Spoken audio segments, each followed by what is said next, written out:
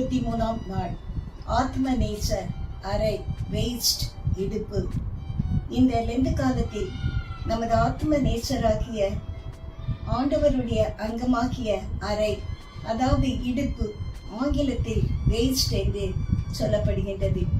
இதை பற்றி நாம் சிந்திக்க ஆண்டவருடைய பாதத்தில் ஆசிரியர்கள் மற்றும் அன்பர்கள் ஜெபக்குழு மக்கள் கொடுத்த தலைப்புக்காக நன்றி செலுத்துகின்றேன்.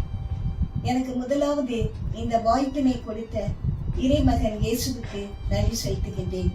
இரண்டாவது, இந்த வாய்ப்பினை கொடுத்த இந்த ஜெபக்குழுவின் தலைவி தெல்மா அம்மாவுக்கு நன்றி செலுத்துகின்றேன். ஆம் அன்புக்குரியவர்களே, இப்போது ஆத்ம நேசரின் அறை, அதாவது இடுப்பை பற்றி சிந்தித்து தியானிப்போம். தாகம் அடைந்தோர் எல்லோருமே தாகத்தை தீர்க்க வாரும். சிலுவை சுமந்த உருவம் சிந்தின ரத்தம் புரண்டோடியே நதி போலவே பாய்கின்றதே. நம்பி இயேசு மண்டை வா, நம்பி இயேசு மண்டை வா. தாகமடைந்தோர் எல்லோருமே தாகத்தை தீர்க்க வாரும். ஜீவ தண்ணீரான கர்த்தர் இயேசுநாதா ஜீவன் உனக்களிப்பார். ஜீவ தண்ணீரான கர்த்தர் இயேசுநாதா ஜீவன் உனக்களிப்பார். சிலுவை சுமந்த உருவம் சிந்தின ரத்தம் புரண்டோடியே நதி போலவே பாய்கின்றதே. நம்பி இயேசு மண்டை வா, நம்பி இயேசு மண்டை வா.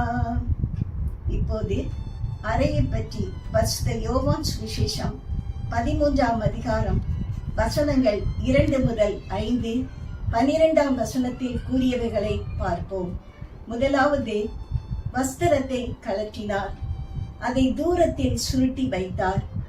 ஒரு சீலையை போய் எடுத்தார், அதை தம் அறையிலே கட்டி கொண்டார். ஒரு பாத்திரத்தை தேடி எடுத்தார், தண்ணீர் குடத்தண்டை போனார், தண்ணீரை வார்த்தார். அப்புறம் ஒரு சீடன் கால்களை கழுவ இழுத்தார், அவர் கால்களை கழுவினார். கழுவின பின் துடைத்தார். பின்பு 2ஆம் சீடன் கால்களை கழுவினார்.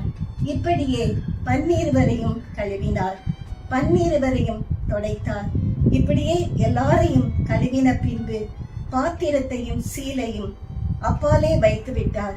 பின்பு தமது வஸ்திரங்களை போட்டார், திரும்பி பழையபடி உட்கார்ந்தார். கர்த்தராகிய ஆண்டவர் சிலுவையின் மரண பரியந்தம் தம்மை தாழ்த்தினார். கர்த்தராகிய ஆண்டவர் தாவீதின் வல்லமையினாலும் மகிழ்ச்சியினாலும் இடை கட்டினார்.